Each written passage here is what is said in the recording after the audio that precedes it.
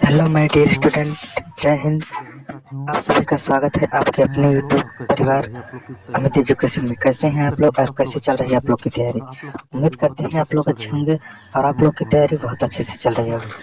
तो आज हम कक्षा 10 विज्ञान के केमिस्ट्री के अम्ल क्षार एवं लवण, धातु अधातु, कार्बनिक यौगिक, इन 3 चैप्टर को जो मोस्ट इम्पॉर्टेंट क्वेश्चंस हैं उनको कवर करेंगे। चैप्टर 1 को हम लोग पढ़ चुके हैं, इसलिए हम चैप्टर 2 से जितने भी चैप्टर्स के इम्पोर्टेंट क्वेश्चन हैं सबको कवर करते हुए चलेंगे। ठीक है, लगभग 20-25-30 क्वेश्चन होंगे जो आपके एग्जाम दृष्टि से बहुत ही इम्पोर्टेंट होने वाले हैं। तो हम एक एक क्वेश्चंस के थ्योरी और कॉन्सेप्ट को क्लियर करते हुए चलते हैं। ठीक है, तो चलिए देखते हैं। साथियों, अगर वीडियो अच्छी लग रही हो या कंटेंट आपको अच्छा लग रहा हो तो आप लोग चैनल को लाइक, शेयर एंड सब्सक्राइब जरूर कर दीजिएगा। ठीक है, तो चलिए शुरू करते हैं। पहला है, मैंने पहले चैप्टर से कुछ लिया है जो इम्पोर्टेंट है। निम्नलिखित के रासायनिक समीकरण लिखकर संतुलित कीजिए। पहले आपको इसके सूत्र लिखना है, उसके बाद समीकरण को क्या करना है, संतुलित करना है। ठीक है, तो चलिए देखते हैं। आयरन मतलब होता है Fe। क्या होता है? आयरन मतलब होता है Fe प्लस जल का सूत्र होता है H2। क्या करेंगे, रिएक्शन कराएंगे तो क्या बनेगा, आयरन ऑक्साइड। क्या बनता है, आयरन ऑक्साइड। या फिर 3O4 प्लस क्या बनता है, हाइड्रोजन। हाइड्रोजन गैस निकलती है। ठीक है, तो अब हम देखते हैं समीकरण को बैलेंस करते हैं। रासायनिक समीकरण को क्या करते हैं, बैलेंस करते हैं। देखिए, फेरस यानी कि लोहा इधर उत्पाद में 3 है और अब क्या रख कितना है, 1 है, तो इसे बैलेंस करने के लिए यहाँ 3 लिखेंगे तो हो जाएगा 3Fe। ऑक्सीजन यहाँ 4 है, ऑक्सीजन यहाँ कितना है, 1 है, इसे बैलेंस करने के लिए यहाँ 4 लिखेंगे तो 4H2O या फिर 3O4 और H2। हाइड्रोजन इधर उत्पाद में कितना है, 2, और अब क्या रख कितना है, 4 दूनी 8। इसे भी बैलेंस करने के लिए यहाँ पे क्या कर देंगे, 4 बढ़ा देंगे। तो हम इक्वेशन संतुलित समीकरण क्या प्राप्त हुआ, 3Fe 4H2O arrow Fe3O4 plus 4H2O प्राप्त हुआ। ठीक है, आई होप आपको समझ में आया होगा कि कैसे हो रहा है। देखते हैं क्वेश्चन नंबर 2 है। क्वेश्चन नंबर 2 में जब कार्बन डाइऑक्साइड को जल के साथ अभिक्रिया कराते हैं तो क्या बनता है, C6H12O6 plus O2 plus H2O। क्या करना है, समीकरण को क्या करना है, बैलेंस करना है। क्या करना है, बैलेंस करना है। ठीक है, बैलेंस करने के लिए हम क्या करते हैं, हर एक तरफ के तत्वों को क्या करते हैं, लिखते हुए चलेंगे। समझ में आएगा कि कौन सा तत्व कितना है। ठीक है, कौन सा तत्व कितना है, अभिकारक और उत्पाद में दोनों में हम क्या करेंगे, देख लेंगे। पहले यहाँ देखेंगे कार्बन कितना है, 1 है, ऑक्सीजन कितना है, 2 है, हाइड्रोजन यहाँ कितना है, 2, ऑक्सीजन कितना है, 1 है, कार्बन यहाँ 6 है, हाइड्रोजन 12 है, ऑक्सीजन कितना है, 6 है, और ऑक्सीजन यहाँ 2 है, और हाइड्रोजन यहाँ 2 है, ऑक्सीजन यहाँ 1 है। तो हम गिन लेते हैं, पहले गिनते हैं क्या, कार्बन। देखिए कार्बन कितना है, 6 है, कार्बन कितना है, 6। तो कार्बन को 6 करने के लिए हम क्या करेंगे, 6। अगर यहाँ 6 से गुणा करेंगे तो कितना हो जाएगा, कार्बन हो जाएगा 6, ऑक्सीजन हो जाएगा 12। कितना हो जाएगा, ऑक्सीजन 12। ठीक है, अब ऑक्सीजन को हम बैलेंस करते हैं, 12 1 13, और यहाँ 6 है, 6 2 8, 8 1 9 है। तो ऑक्सीजन को बैलेंस करने के लिए क्या करेंगे हम, ऑक्सीजन को बैलेंस करने के लिए यहाँ 6 लिख देते। क्या लिख देंगे, 6। 6O2 क्या हो जाएगा, 6O2। अब यहाँ 12 हो गया, 12 6 18, 18 1 19 हो गए। अब देखिए हाइड्रोजन यहाँ कितना है, 12 है, हाइड्रोजन कितना है, और हाइड्रोजन यहाँ कितना है, 2 है, हाइड्रोजन 2 है। तो इसे 12 करने के लिए क्या करेंगे, यहाँ 12 है और 2 है, तो यहाँ क्या करेंगे, 12 का मल्टीपल करेंगे, 12 दूना 24 हो जाएगा। तो हो जाएगा, यहाँ 12 है, इसे भी 12 करने के लिए तो यहाँ कितना करेंगे, 12 कर देते, 6H2O हो जाएगा। कितना हो जाएगा, 6H2 हो जाएगा। ठीक है, देखते हैं कार्बन 6, कार्बन कितना है, 6, कार्बन 6, ऑक्सीजन 12, 12 दोनों 24, ऑक्सीजन यहाँ 6, 12 12 6 18, 18 6 24। मतलब समीकरण इक्वेशन बैलेंस हो गया है। ठीक है, देखते हैं क्वेश्चन नंबर 2। क्वेश्चन नंबर 2 है अम्ल क्या है। अम्ल क्या है। अम्ल और क्षार को हम समझते हैं। इंपॉर्टेंट क्वेश्चन है अम्ल क्या है। अम्ल ठीक है। अम्ल वे पदार्थ है जिनमें H+ उपस्थित होता है। क्या उपस्थित होता है। H+ तथा जो जल के साथ किसके साथ जल में घुलकर हाइड्रोजन आयन यानी कि H+ देते हैं। क्या देते हैं। H+ देते हैं। ठीक है। क्या देते हैं H+। अम्ल का pH मान कितना होता है। pH मान कितना होता है अम्ल का pH मान होता है 0 से 7 तक होता है। कहाँ तक होता है 0 से 7 तक होता है अम्ल का pH मान। और सबसे दुर्बल अम्ल अगर पूछ लिया जाए आपको तो क्या हो जाएगा HCN।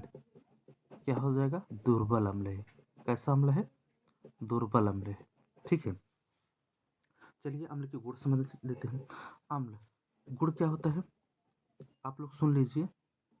गुण अगर हम लिखेंगे तो वीडियो ज़्यादा लंबा हो जाएगा तो आप लोग सुन लीजिए। अम्ल धातु से क्रिया करके लवण तथा H2 गैस निकलती है। अम्ल क्या होता है धातु से HCl अम्ल है क्रिया करके क्या करता है क्रिया करता है तो क्या बनाता है लवण मतलब ZnCl2 बनाएगा प्लस क्या निकलता है हाइड्रोजन गैस H2 गैस निकलती है। ठीक है। तो बैलेंस कर लेते हैं Cl2 है यहाँ तो 2 बढ़ा देंगे यहाँ हो गया बैलेंस इक्वेशन हो गया। ठीक है। अम्ल अम्ल क्षारों से क्रिया करके लवण तथा जल बनाता है। अम्ल क्या होता है क्षार से क्रिया करके अम्ल क्षार मतलब जैसे हो गया HCl अम्ल प्लस NaOH क्षार हो गया क्रिया कराएगा तो क्या हो जाएगा NaCl प्लस H2O। इसी को बोलते हैं उदासीनीकरण अभिक्रिया। इसी को क्या बोलते हैं उदासीनीकरण अभिक्रिया बोलते हैं। जब अम्ल क्षार क्रिया करते हैं तो क्या बनता है नमक और जल बनता है। क्या बनता है लवण और जल बनते हैं। इस अभिक्रिया को कहते हैं उदासीनीकरण अभिक्रिया। ठीक है। आई होप आपको समझ में आ गया होगा। अब हम देखते हैं एक क्वेश्चन और है।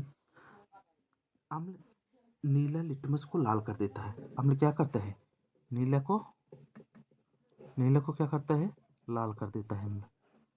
नीला लिटमस को क्या कर देता है लाल कर देता है। ठीक है। आई होप आपको समझ में आ रहा होगा। अब देखते हैं क्वेश्चन नंबर नेक्स्ट क्षार है। क्या है क्षार वे पदार्थ होते हैं जो जल में घुलकर विलयन में हाइड्रोक्साइड आयन यानी कि OH+ आयन देते हैं। क्या देते हैं OH- आयन देते हैं। ठीक है। आई होप आपको समझ में आ रहा होगा।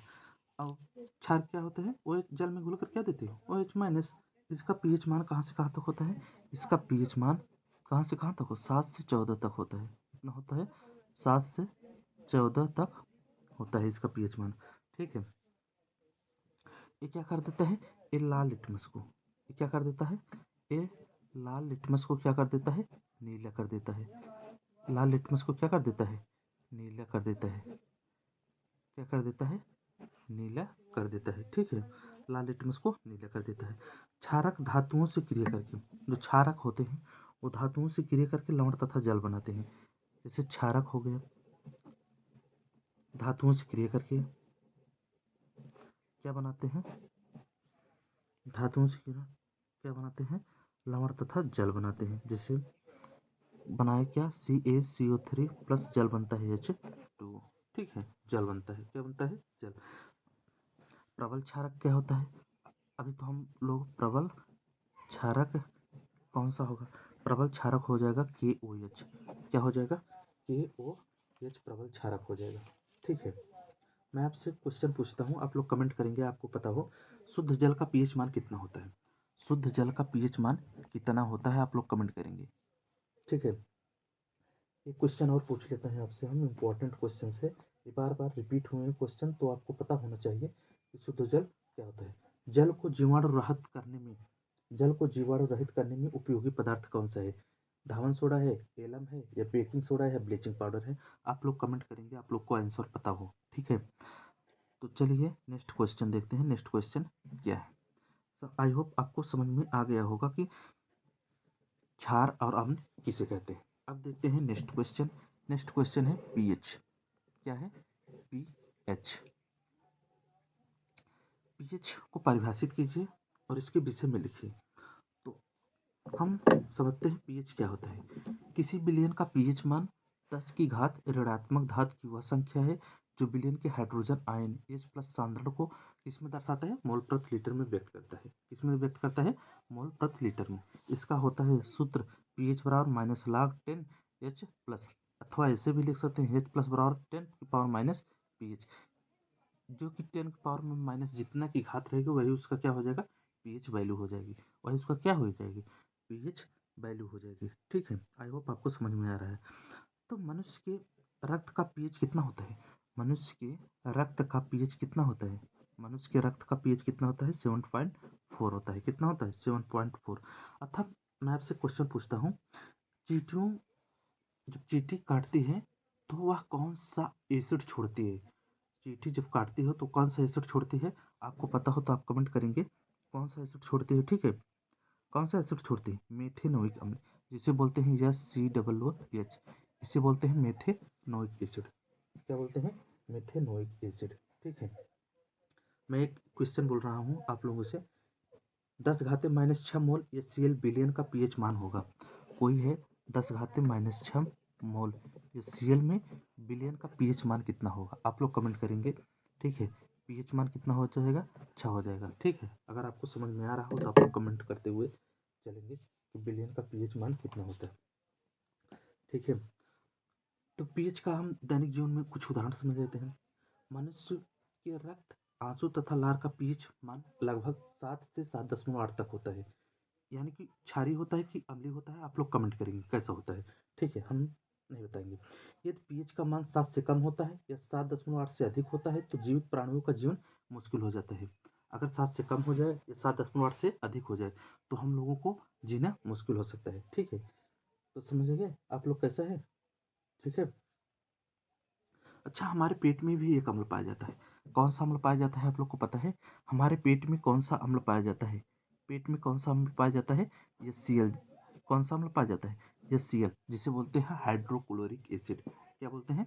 Hydrochloric acid. ठीक है, आई होप आपको समझ में आ रहे होगा हर एक पॉइंट। ठीक है, बहुत अच्छे से। तो चलिए देखते हैं नेक्स्ट क्वेश्चन क्या है। पीएच के बारे में लगभग इतना ही पूछा जाता है आपसे। ठीक है, तो चलिए देखते हैं नेक्स्ट क्वेश्चन। नेक्स्ट क्वेश्चन क्या है? क्या होता है जब समीकरण लिखिए। क्या होता है जब समीकरण लिखना है कि क्या होता है जब समीकरण। देखिए, मोस्ट इंपॉर्टेंट क्वेश्चन 15, 18, 20, 23 लगभग बार बार क्वेश्चन पूछे गए हैं, इसलिए हम जो क्वेश्चंस आपकी एग्जाम की दृष्टि से इंपॉर्टेंट है केवल उन्हीं क्वेश्चंस को कवर कर रहे हैं। ठीक है, सोडियम बाइकार्बोनेट, पहले इसका सूत्र लिखिए। सोडियम बाइकार्बोनेट, सोडियम बाइकार्बोनेट का सूत्र होता है NaSCO3। क्या होता है? NaSCO3। गर्म करते हैं, चलो भाई हीट करते हैं। हीट करते हैं तो क्या बनेगा? बस आपको बताना है बनेगा का सोडियम कार्बोनेट। सोडियम कार्बोनेट किसका सूत्र है? इसे बोलते हैं धावन सोडा। क्या बोलते हैं? धावन सोडा का सूत्र है। प्लस क्या निकलता है? कार्बन डाइऑक्साइड गैस निकलती है, प्लस H2O भी बनता है, जल भी बनता है। ठीक है, आई होप आपको समझ में आ रहा होगा। ठीक है, तो इक्वेशन को बैलेंस करने के लिए यहाँ सोडियम 2 है तो यहाँ भी हम क्या कर देंगे 2। यहाँ 2 भरा लिख देंगे तो क्या हो जाएगा? जब सोडियम बाइकार्बोनेट को हीट करते हैं तो सोडियम कार्बोनेट जिसे धावन soda plus carbon dioxide gas release होती है, निकलती है। ठीक है, इंपॉर्टेंट क्वेश्चन है, आप लोग देख लीजिएगा। ठीक है, प्रैक्टिस कर लीजिएगा। नेक्स्ट क्वेश्चन है, सोडियम कार्बोनेट तन हाइड्रोक्लोरिक अम्ल से क्रिया करता है तो क्या बनता है? जब सोडियम कार्बोनेट, अब देखते हैं सोडियम कार्बोनेट Na2CO3 इससे अब क्रिया करता है तन हाइड्रोक्लोरिक मतलब HCl से रिएक्शन करता है तो क्या बनता है लिखना है। रिएक्शन करेगा तो NaCl बनेगा। क्या बनेगा? NaCl प्लस H2O बनेगा, जल plus CO2 carbon dioxide gas भी निकलेगा। ठीक है, समीकरण को बैलेंस करते हैं। अभिकारक में सोडियम 2 है और उत्पाद में सोडियम कितना है? 1 है। यहाँ 2 लिख देंगे तो हो जाएगा 2 NaCl। Cl भी यहाँ 2 हो गया तो Cl को बैलेंस करने के लिए यहाँ लिख देंगे। H2 है, CO2 है, CO2 है। ठीक है, समीकरण बैलेंस हो गया है। क्या हो गया है? समीकरण बैलेंस हो गया है। ठीक है, चलिए देखते हैं नेक्स्ट क्वेश्चंस। नेक्स्ट क्वेश्चंस क्या है? नेक्स्ट क्वेश्चन है अपक्रिया है कैसे प्राप्त करेंगे आप लोग बताएंगे। ठीक है, जैसे कैसे प्राप्त करेंगे धावन सोडा से बेकिंग सोडा। इंपॉर्टेंट क्वेश्चंस हैं, कैसे प्राप्त करेंगे धावन सोडा से बेकिंग सोडा आप लोग कैसे प्राप्त करेंगे। तो चलिए देखते हैं। धावन सोडा का सूत्र आपको लिखना है। धावन सोडा का सूत्र क्या होता है? धावन सोडा Na2CO3। सूत्र क्या होता है? Na2CO3 को जब हम हीट करते हैं, क्या करते हैं? जब हम कार्बन डाइऑक्साइड और जल की उपस्थिति में क्या करते हैं? हीट करते हैं। हीट करते हैं तो क्या प्राप्त होता है? Baking soda. क्या प्राप्त होता है? Baking soda. बेकिंग सोडा का सूत्र होता है NaSCO3। इसका रासायनिक नाम क्या होता है? Sodium bicarbonate. इसका रासायनिक नाम क्या होता है? Sodium bicarbonate. ठीक है, रासायनिक नाम होता है सोडियम बाइकार्बोनेट। और धावन सोडा का रासायनिक नाम क्या होता है? Sodium carbonate. क्या होता है? Sodium carbonate. इक्वेशन को बैलेंस करने के लिए यहाँ हम 2 लिख देंगे, समीकरण बैलेंस हो जाएगा। ठीक है, सोडियम। अच्छा, बेकिंग सोडा। बेकिंग सोडा को जानते हैं? बेकिंग सोडा के आप 2 उपयोग लिखिए, यानी कि इसे बोलते हैं हम बेकिंग सोडा। क्या बोलते हैं? Baking soda. इसके 2 उपयोग कौन कौन से आपको पता है? इसके 2 उपयोग हैं। यह अग्निशामक के रूप में प्रयुक्त होता है, मतलब आग बुझाने के रूप में प्रयोग होता है। किसके रूप में होता है? प्रयोग होता है। या एंटासिड दवा के घटक के रूप में प्रयुक्त होता है। किसके रूप में? एंटासिड दवा के घटक के रूप में भी प्रयोग होता है। ठीक है, तो चलिए नेक्स्ट क्वेश्चन देखते हैं। नेक्स्ट क्वेश्चन क्या है? अच्छा, आपको पता है एक क्वेश्चन और हम आपसे पूछते हैं, आपको शायद पता होगा, आपने पढ़ा होगा। ठीक है, क्या है देखते हैं। Bleaching powder. ब्लीचिंग पाउडर के बारे में आपने सुना है? एक इक्वेशन और है, इसे हम पहले सॉल्व कर लेते हैं। क्लोरीन गैस से ब्लीचिंग पाउडर। क्लोरीन गैस यानी कि जब बुझा हुआ चूना CaOH taken twice, chlorine gas प्रवाहित की जाती है। क्या हो जाती है? Chlorine gas. जब बुझा चूना में क्लोरीन गैस प्रवाहित की जाती है तो हमें क्या प्राप्त होता है? Calcium CaOCl2। इसी को बोलते हैं ब्लीचिंग पाउडर। क्या बोलते हैं? इसी को बोलते हैं ब्लीचिंग पाउडर बोलते हैं। ठीक है, CaOCl2 क्या प्राप्त होता है? ब्लीचिंग पाउडर प्राप्त होता है। प्लस और क्या होता है? हाइड्रोजन गैस भी मुक्त होती है, निकलती है। हाइड्रोजन गैस क्या होती है? निकलती है। मैं आपसे क्वेश्चन पूछता हूँ, आप लोग बताइए। ब्लीचिंग पाउडर क्या? ब्लीचिंग पाउडर के 2 उपयोग बताइए। ब्लीचिंग पाउडर के 2 उपयोग बताइए। ब्लीचिंग पाउडर के 2 उपयोग क्या होता है? क्या होता है? पानी को शुद्ध करने में प्रयोग किया जाता है। किसमें किया जाता है? पानी को जो अशुद्ध रहते हैं उसे शुद्ध करने में ब्लीचिंग पाउडर का ही प्रयोग किया जाता है। ठीक है, आई होप आपको समझ में आ रहा होगा ब्लीचिंग पाउडर का उपयोग कहाँ कहाँ होता है। ठीक है, बनाने की विधि आपको समझ में आया होगा। ऐसे डायरेक्ट क्वेश्चन पूछ लिया जाता है कि ब्लीचिंग पाउडर बनाने की विधि, रासायनिक सूत्र और रासायनिक नाम उदाहरण सहित यह उपयोग लिखिए। तो आपको लिखना है। ठीक है, इसका रासायनिक नाम होता है कैल्शियम हाइपोक्लोराइड। क्या होता है? इसका रासायनिक नाम होता है कैल्शियम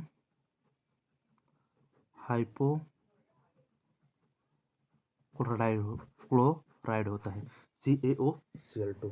ठीक है, तो आई होप आपको समझ में आ रहा हो। अच्छा, मैं आपसे एक क्वेश्चन पूछता हूँ, आप लोग बताइए। बताना है, क्या बताना है पता है? आपको बताना है प्लास्टर ऑफ पेरिस।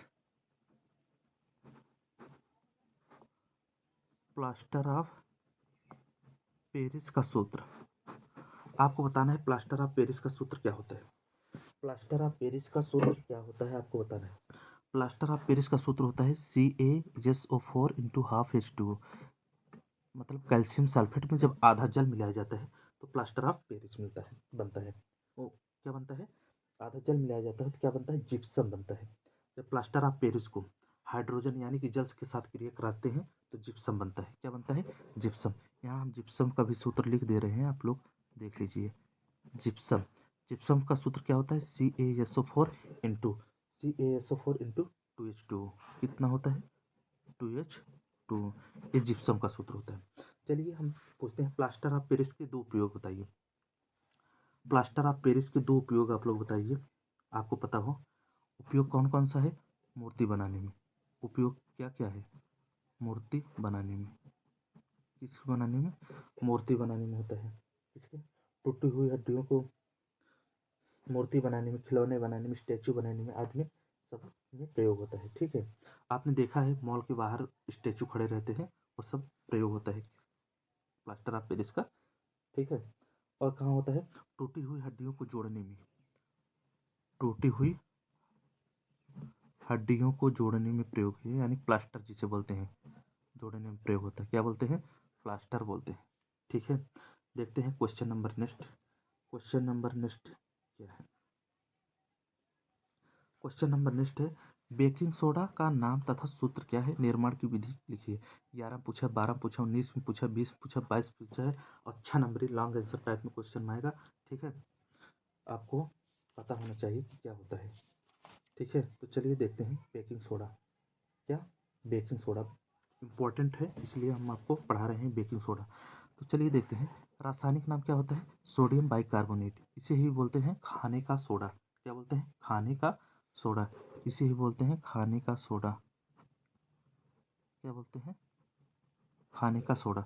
इसका रासायनिक सूत्र क्या हो जाएगा? NaHCO3, यानी कि सोडियम बाइकार्बोनेट। क्या हो जाता है?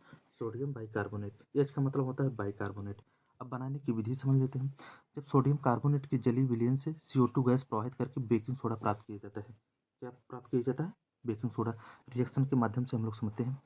सोडियम कार्बोनेट Na2CO3 की जली विलयन में, मतलब H2O, क्या प्रवाहित किया जाता है? कार्बन डाइऑक्साइड गैस प्रवाहित किया जाता है। तो क्या प्राप्त होता है? 2NaHCO3। इसी को बोलते हैं हम, क्या प्राप्त होगा? इसी को बोलते हैं हम सोडियम बाइकार्बोनेट। ऐसे ही प्राप्त किया जाए जब सोडियम कार्बोनेट की जली विलयन से CO2 गैस प्रवाहित की जली विलयन से CO2 गैस प्रवाहित की जाती है तो सोडियम बाइकार्बोनेट प्राप्त होता है, जिसे कहते हैं बेकिंग सोडा। ठीक है। अच्छा, sodium hydrogen carbonate, baking soda के गुण बताइए। कोई दो गुण आपको पता हो तो आप लोग बताएंगे। गुण, गुण बताइए आप लोग। लॉन्ग आंसर पूछेगा तो गुण और सब ये सब पता होना चाहिए ना, गुण कैसे होता है। गुण होता है, यह जल में आंशिक रूप से घुलनशील है। इसका गुण है आंशिक रूप से घुलनशील है। लवण जलयोजन के कारण इसका विलयन क्षारीय प्रकृति का होता है। कैसे होता है? जैसे NaHCO3 को हीट करेंगे H2O के साथ, हीट करेंगे H2O के साथ, क्या बनेगा जानते हो? NaOH। क्या बनेगा? NaOH plus H2CO3। क्या बनेगा? H2CO3। जलीय विलयन का क्या है? लवण जलयोजन के कारण इसका विलयन क्षारीय प्रकृति का होता है। किस प्रकृति का होता है? क्षारीय। अब क्षारीय कैसे हो? OH माइनस दे रहा है। क्या दे रहा है? OH माइनस दे रहा है। ठीक है, ऐसे क्वेश्चंस आपके एग्जाम में पूछे जाने की प्रबल संभावना है। देखते हैं क्वेश्चन नंबर नेक्स्ट है, बेकिंग सोडा को गर्म किया जाता है तब CO2 गैस बनती है। गुण बताइए। बेकिंग सोडा, अच्छा गुण, जब बेकिंग सोडा को गर्म किया जाता है तो इसकी क्या कार्बन डाइऑक्साइड गैस निकलती है, CO2 गैस निकलती है। इसका एक गुण और देख लीजिए, ये भी गुण है।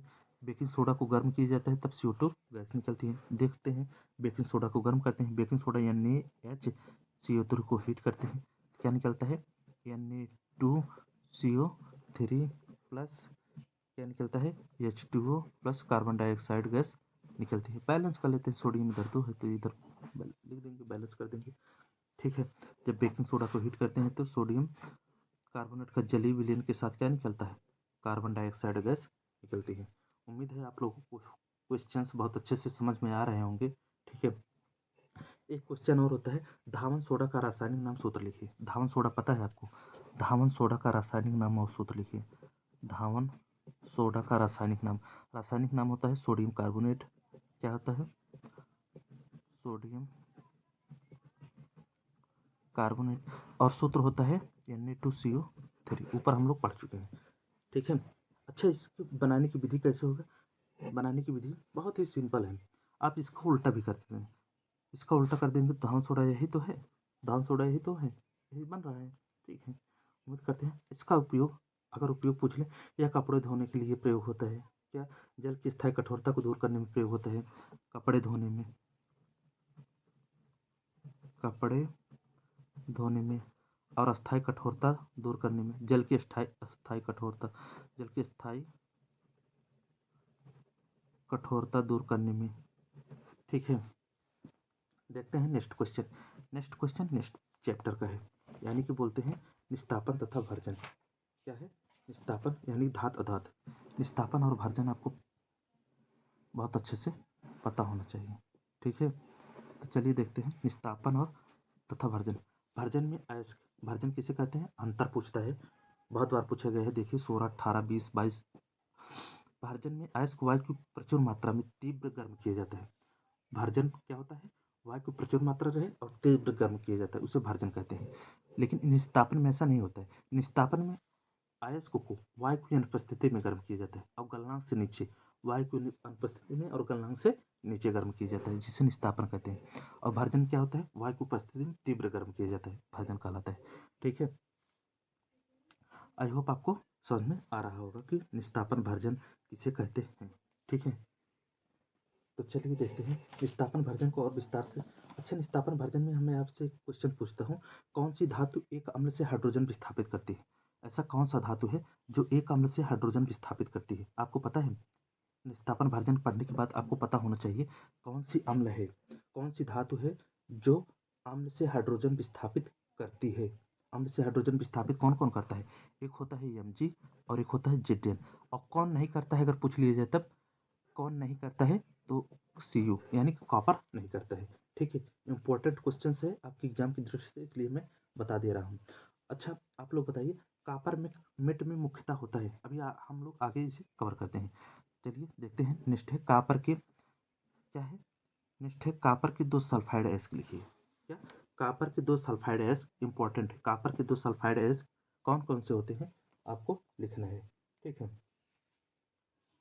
कापर के 2 सल्फाइड एस्क लिखिए। चलिए देख लेते हैं कापर के 2 सल्फाइड एस्क कौन कौन से हैं। एक कापर पायराइट है, एक क्यूपराइट, इसे कापर ग्लास भी बोलते हैं। कापर पायराइट का सूत्र होता है CuFeS2 और कापर ग्लास का सूत्र होता है Cu2S। क्या होता है? Cu2S। 13, 14, 15, 17, 19 बार बार पूछा गया है।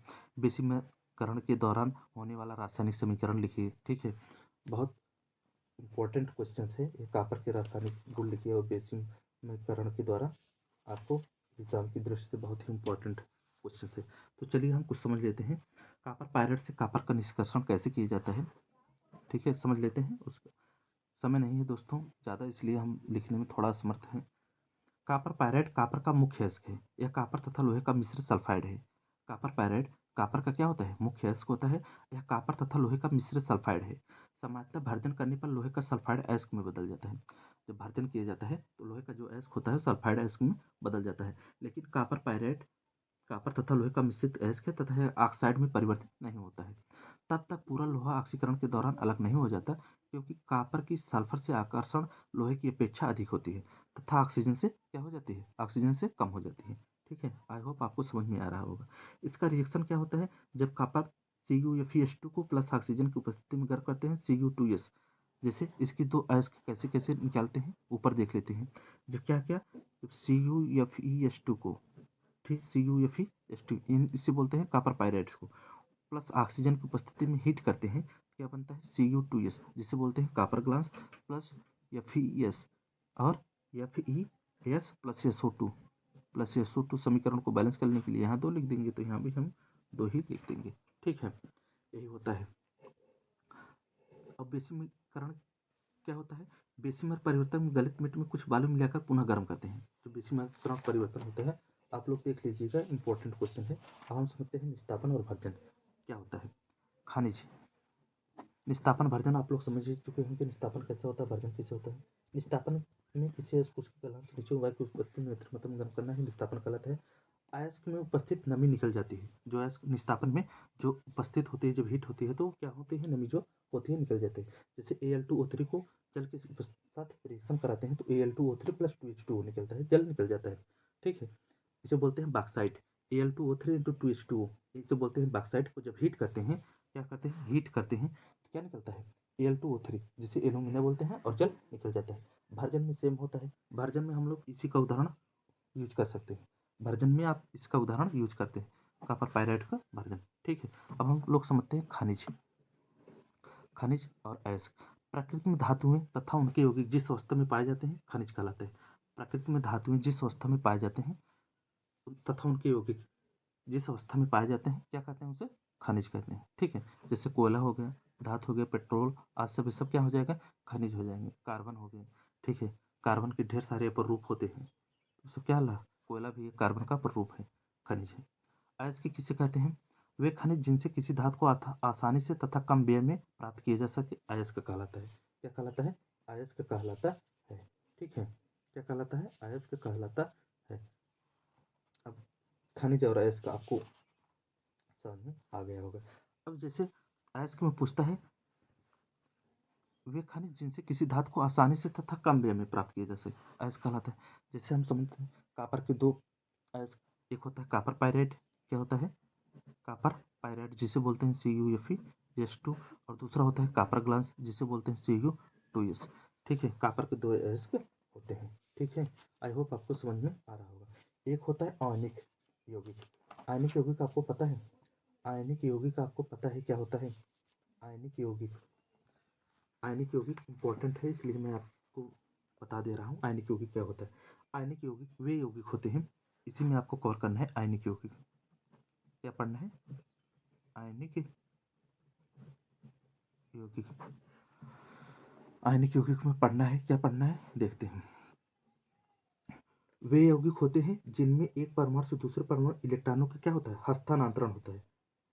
इलेक्ट्रॉनों के हस्तांतरण से एक बंध बनता है। इलेक्ट्रॉनों के हस्तांतरण से आयनिक वे यौगिक होते हैं जिनमें एक परमाणु दूसरे परमाणु के इलेक्ट्रॉनों के बीच इलेक्ट्रॉनों के हस्तांतरण से एक बंध बनता है, जिसे बोलते हैं आयनिक बॉन्ड। जिसे क्या बोलते हैं? आयनिक बॉन्ड या रासायनिक बंध बनता है, जिसे क्या बोलते हैं? Ionic bond. जैसे हो जाएगा NaCl, Na प्लस चार्ज होता है और Cl माइनस चार्ज होता है, इसी को बोलते हैं हम आयनिक यौगिक, यानी कि आयनिक बॉन्ड भी बोलते हैं। NaCl को क्या बोलते हैं? आयनिक यौगिक बोलते हैं। ठीक है, देखते हैं क्वेश्चन नंबर नेक्स्ट। धातु क्या है? धातु वे तत्व जिनमें से ऊष्मा तथा विद्युत धारा प्रवाहित होती है तथा आघात वर्धनी और तन्य होती है, धातु कहलाते हैं। ठीक है, धातु कैसे होते हैं? वे तत्व जिनमें से क्या होते हैं? ऊष्मा तथा विद्युत धारा प्रवाहित हो से तथा आघात वर्धनी और तन्य होते हैं, धातु कहलाते हैं। जैसे अब सोना, चांदी, लोहा, एल्युमिनियम सब क्या है? धातु है। जैसे हो गया लोहा, हो गया लोहा, हो गया चांदी, हो गया सोना, हो गया, ये सब क्या है? धातु है। एल्युमिनियम हो गया, टिन हो गया, लेड हो गया, पारा, सोडियम, पोटेशियम, कैल्शियम, मैग्नीशियम, ये सब क्या हो जाएंगे? धातु हो जाएंगे। मैं आपसे क्वेश्चन पूछता हूँ, पृथ्वी पर सर्वाधिक पाए जाने वाली धातु कौन सी है? पृथ्वी पर सबसे ज़्यादा पाए जाने वाली धातु कौन सी है? आप लोग कमेंट करेंगे। एल्युमिनियम है। कौन सी है? एल्युमिनियम है। ठीक है, अब हम समझते हैं अधातु। अधातु वे तत्व हैं जिनमें से ऊष्मा तथा विद्युत धारा प्रवाहित नहीं होती है, जिसमें से ऊष्मा तथा विद्युत धारा प्रवाहित नहीं होती, ना ही आघात वर्धनी होती है और ना ही तन्य होती है, अधातु कहलाते हैं। जैसे हम लोग समझते हैं कार्बन हो गया, सल्फर हो गया, जैसे क्या होता है? कार्बन हो गया, सल्फर हो गया, फास्फोरस हो गया, पी हो गया, और सिलिकॉन हो गया, बालू जिसे बोलते हैं, हाइड्रोजन हो गया, और ऑक्सीजन हो गया, नाइट्रोजन हो गया, क्लोरीन हो गया, ब्रोमीन हो गया। ठीक है, धातु। अच्छा, ऐसा कौन सा धातु है जो द्रव अवस्था में पाया जाता है? ऐसा कौन सा धातु है जो द्रव अवस्था में पाया जाता है? आप लोग बताएंगे। ऐसा कौन सा धातु है जो द्रव अवस्था में पाया जाता है? तो उसे बोलते हैं मरकरी। क्या बोलते हैं? मरकरी बोलते हैं। ऐसा कौन सा अधातु है जो द्रव अवस्था में पाया जाता है? उसे बोलते हैं ब्रोमीन। क्या बोलते हैं? ब्रोमीन बोलते हैं। ब्रोमीन बोलते हैं जो द्रव अवस्था में पाया जाता है। ठीक है, अब हम समझते हैं एक लास्ट है सक्रियता श्रेणी। क्या है? सक्रियता श्रेणी। सक्रियता श्रेणी इंपॉर्टेंट है। धातुओं को ऊर्ध्वाधर उनकी घटती हुई सक्रियता के क्रम में रखने पर श्रेणी धातुओं की सक्रियता श्रेणी कहलाती है। धातुओं को ऊर्ध्वाधर कॉलम में, ऊर्ध्वाधर उनकी घटती हुई सक्रियता के क्रम में रखने पर जो श्रेणी प्राप्त होगी वही क्या कहलाती है? धातुओं की सक्रियता श्रेणी कहलाती है। समझते हैं हम। ऊर्ध्वाधर रखने के लिए जगह नहीं है तो हम क्या करते हैं? कॉलम में रख देते हैं। जिससे सबसे पहले क्या होगा? इसकी सक्रियता श्रेणी ज़्यादा हो, उसके बाद कैल्शियम हो जाएगा, उसके बाद सोडियम हो जाएगा, उसके बाद मैग्नीशियम हो जाएगा, उसके बाद एल्युमिनियम हो जाएगा, उसके बाद जिंक हो जाएगा, उसके बाद Fe हो जाएगा, उसके बाद फेरस, Fe मतलब फेरस, उसके बाद निकिल हो जाएगा, उसके बाद टिन हो जाएगा, उसके बाद पीवी लेड हो जाएगा जिसे बोलते हैं लेड। उसके बाद क्या हो? हाइड्रोजन हो जाएगा, उसके बाद Cu हो जाएगा, और उसके बाद Hg हो जाएगा, और उसके बाद क्या हो जाएगा? Ag हो जाएगा, उसके बाद क्या हो जाएगा? Pt हो जाएगा, और उसके बाद क्या हो जाएगा? Au। मतलब सक्रियता श्रेणी सबसे ज़्यादा कम किसकी होती है? Au की। और सबसे ज़्यादा किसकी होती है? पोटेशियम की होती है। ठीक है, अगर हाइड्रोजन से पूछे तो आपको यहाँ ध्यान देना है, हाइड्रोजन से सक्रियता श्रेणी देखना है किसकी ज़्यादा है किसकी कम है, पूछ ले, और किसकी कम है तो आपको बताना है। ठीक है, आई होप आपको वीडियो अच्छी लगी होगी दोस्तों। वीडियो अच्छी लगी हो और वो क्वेश्चंस अच्छे लगे हो, कंटेंट अच्छा लगा हो, तो आप लोग वीडियो को लाइक, शेयर और सब्सक्राइब जरूर कर, चैनल को सब्सक्राइब जरूर करेंगे दोस्त। ऐसे ही इम्पोर्टेंट टॉपिक। अब हम एक लास्ट इम्पोर्टेंट टॉपिक है, उसका अलग से हम वीडियो बना देंगे 10-15-20 मिनट का, कार्बन तथा उसके यौगिक। ठीक है, वीडियो ज़्यादा लंबा हो जाएगा, इसलिए हम बस आज इतना ही रखते हैं। तो आप लोग कमेंट करके ज़रूर बताएंगे क्वेश्चंस कैसे हैं, कंटेंट कैसे हैं। ठीक है, उम्मीद करते हैं आप लोगों को हर एक क्वेश्चंस इम्पोर्टेंट लगे होंगे और बहुत अच्छे से समझ में आए होंगे। ठीक है, मिलेंगे अगले वीडियो में। जय हिंद साथियों।